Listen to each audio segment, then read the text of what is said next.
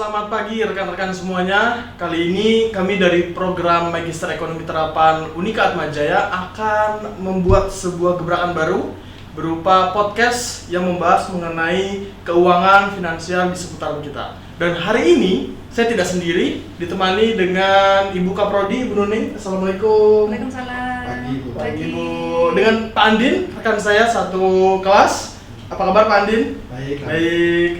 Dan hari ini kita akan membahas mengenai isu terkait pinjol yang sedang heboh beberapa waktu kemarin. Namun sebelum itu, kita mungkin sedikit boleh Ibu ceritain background Ibu seperti apa?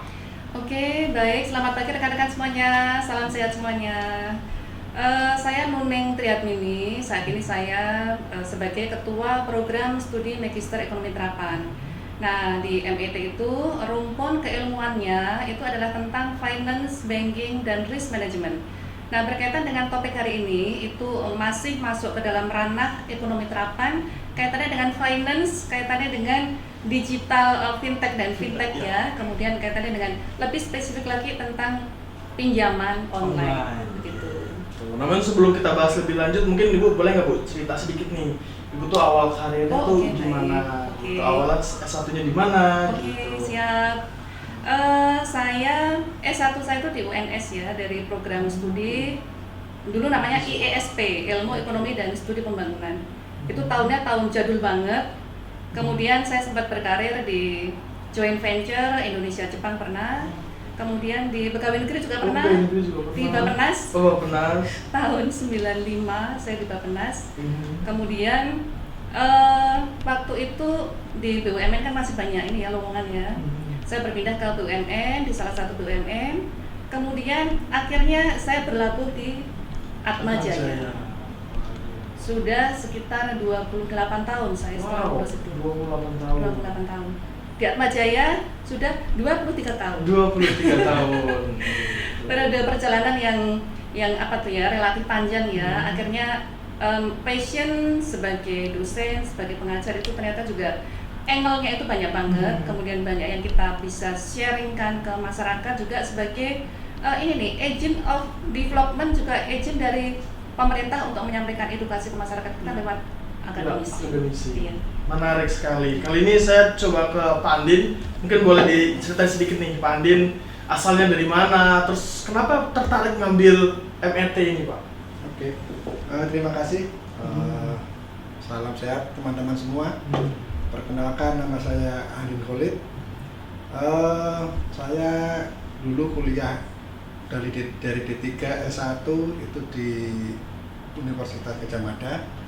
Kemudian sekarang mengambil S2 Manajemen Ekonomi Terapan ya, di Unika Atmajaya, karena saya lihat di kampus-kampus lain kayaknya di Unika yang paling mantap ya. Paling mantap ya, paling menarik ya. Lihat apa materi-materinya ya. Apalagi sekarang kebetulan ini juga terkait dengan tempat di mana saya bekerja sekarang, itu sangat terpengaruh atau mungkin sangat terkorelasi dengan isu-isu mengenai krisis global segala macam. Ini kan juga termasuk salah satu mata kuliah yang diajarkan di MET Atmajaya. Makanya itu saya berminat bergabung dengan di sini di Atmajaya. Mantap sekali. Sebelum kita mulai, saya izin perkenalan dulu nih. Saya hari ini sebagai moderator. Saya Muhammad Fidelio Omar Bestari. S1 saya dari BINUS, Sarjana Ekonomi, S2 dari Switzerland University. Saat ini saya mengambil MET karena saya melihat perkembangan zaman terus berubah, dan ekonomi terapan ini ternyata banyak sekali implikasinya yang bisa kita gunakan di kehidupan sehari-hari. Oke, kita bisa masuk Ibu ke topiknya? Oke, silakan. Silakan ya. Jadi pertanyaan pertama nih Bu.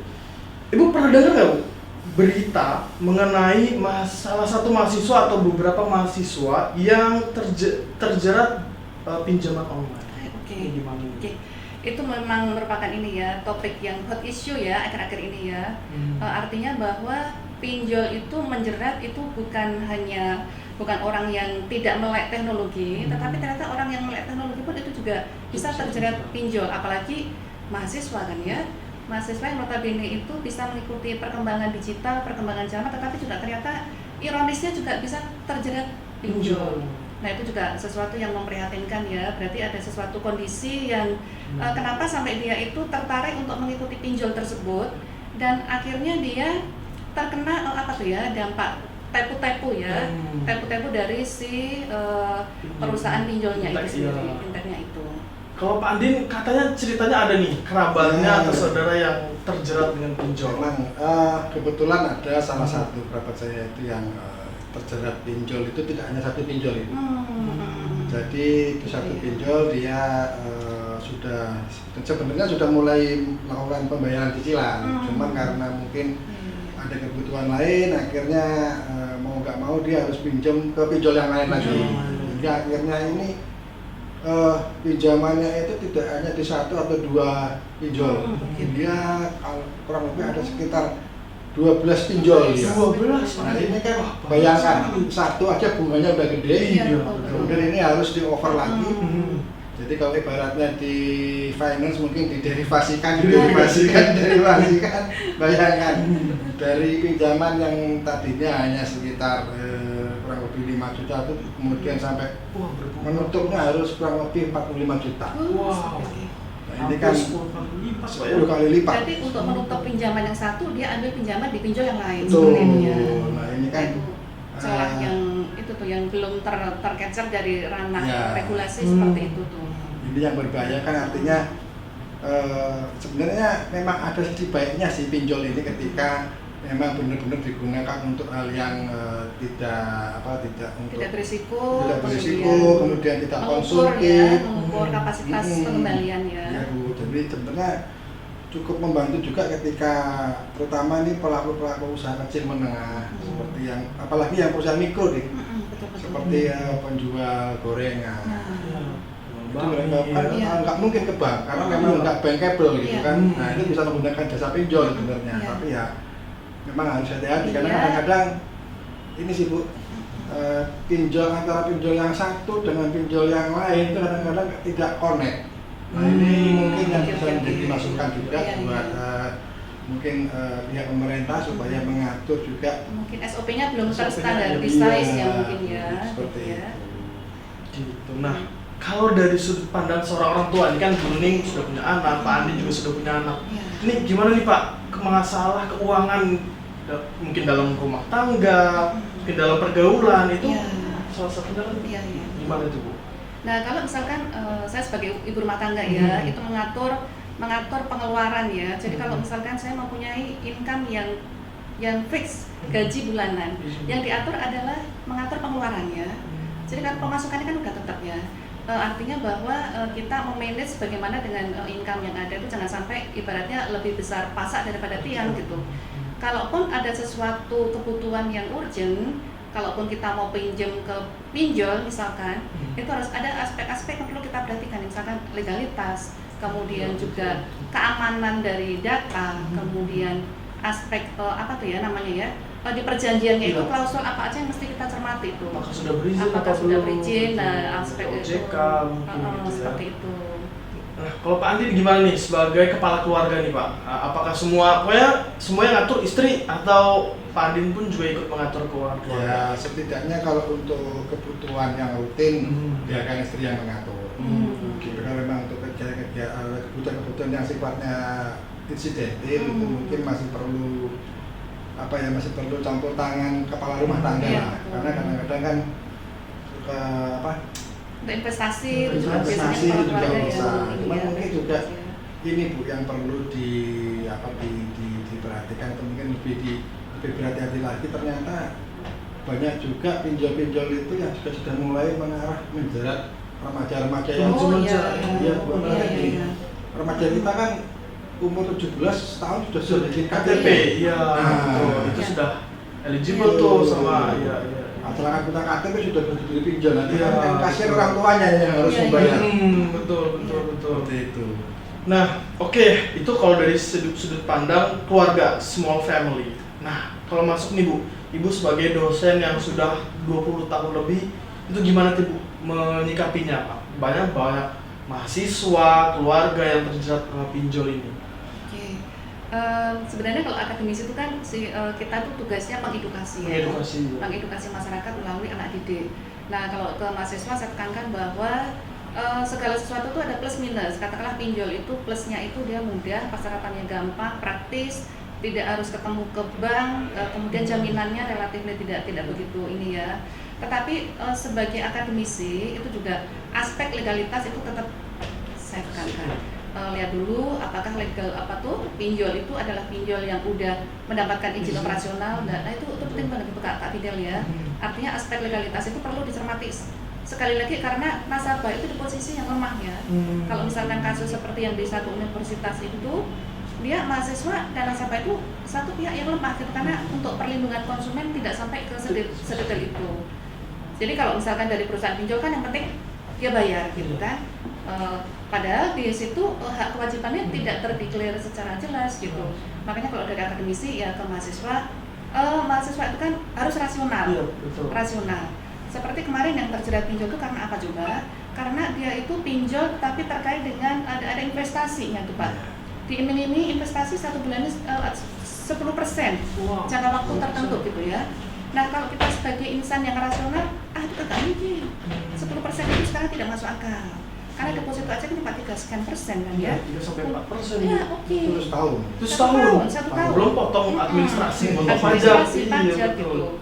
Makanya kalau misalkan ada yang mengiming-imingi rate dengan rate yang lebih tinggi, justru kita, ini pasti ada sesuatu di situ. Harus waspada, betul seperti itu Kak Fidel ya.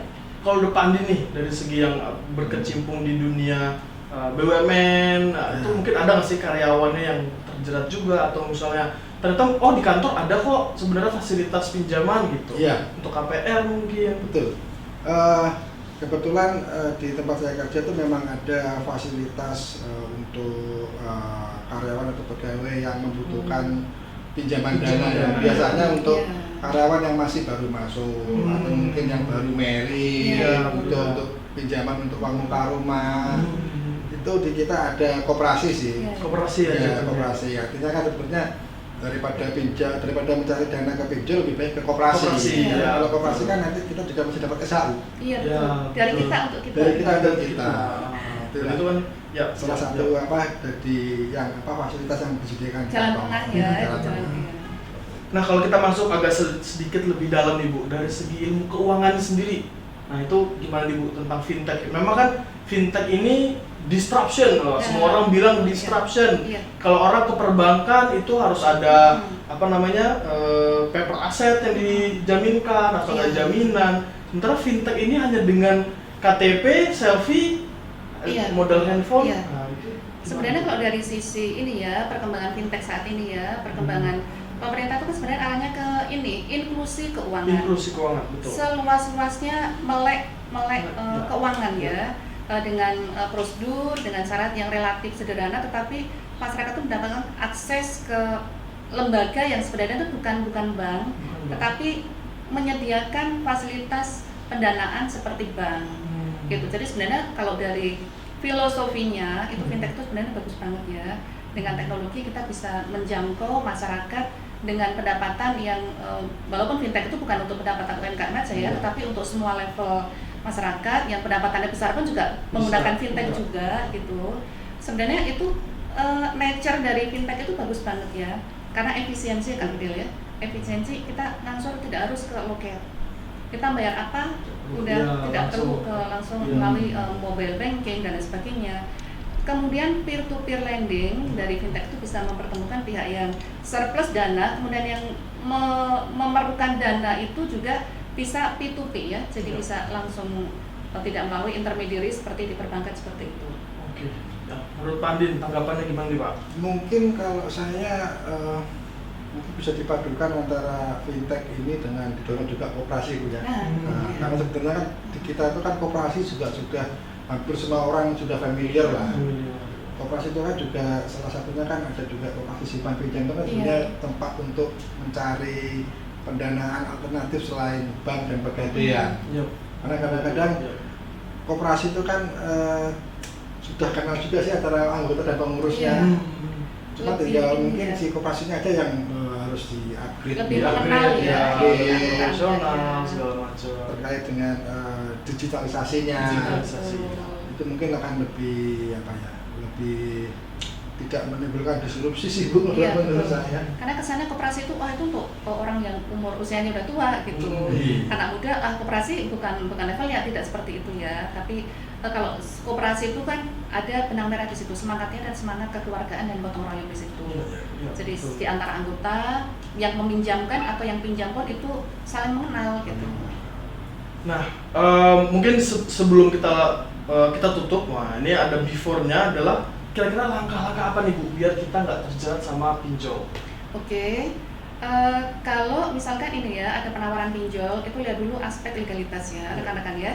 Adik-adik mahasiswa, bapak ibu, siapa aja yang memerlukan dana darurat apabila ingin meminjam ke pinjol, lihat dulu aspek legalitasnya. Apakah dia terdaftar di OJK atau tidak? Nah kemudian yang kedua, itu kan suka ada bunganya itu masuk akal atau enggak? Kalau bunganya tidak masuk akal nanti itu serupa dengan rentenir gitu. Artinya bahwa kita mendapatkan pertolongan pertama, tetapi justru nanti kita udah jatuh ketimpa tangga gitu. Jangan sampai seperti itu. Nah kemudian ketiga kapasitas kita juga ya, karena itu memudahkan praktis, tidak ada jaminan, tetapi kita mampu nggak gitu, harus mengukur dari kapasitas itu. Begitu Kak Fidel? Gimana Pak Andin? Ini sebelum kita tutup ada mungkin dari saya mungkin sebelum menjeratkan diri ke pinjol lebih baik coba mencari alternatif yang lain lah, mungkin ke koperasi atau mungkin yang sudah disediakan pemerintah adalah pegadaian. Itu juga bisa. Di bawah sebenarnya banyak ya alternatif lain untuk bisa mendapatkan dana darurat tersebut. Oke. Mungkin untuk hari ini segitu dulu, biar teman-teman semua penasaran kira-kira apa lagi nih yang mau dibahas, bisa tulis di kolom komentar. Sebelum kita tutup, Ibu Nuning ada pesan-pesan terakhir nih Bu buat teman-teman semuanya. Oke rekan-rekan, sahabat-sahabat dari Prodi Magister Ekonomi Terapan, pilihlah media keuangan yang smart ya, walaupun itu apakah untuk menabung ataukah untuk melakukan pinjaman, itu rasionalitas itu adalah yang utama. Tetapi juga kita harus membekali ilmu dengan keuangan. Kalau kita foundation ilmunya dapat, itu insya Allah kita memilih apapun itu di jalan yang benar di jalan yang benar, seperti itu. Terima kasih Bu Nuning. Pak Andin, kata terakhir, kata penutup. Mungkin saya sekedar menyimpulkan aja dulu silakan. Terkait dengan pinjol ini mungkin yang perlu menjadi perhatian kita adalah yang pertama mengenai legalitas pinjolnya itu sendiri, kemudian yang kedua adalah melihat batas kemampuan mengukur kemampuan kita, kemudian juga mungkin yang terakhir adalah mencoba alternatif yang lain dulu sebelum pinjol menjadi pilihan terakhir. Seperti pegadaian tadi ya Pak ya. Pegadaian tadi.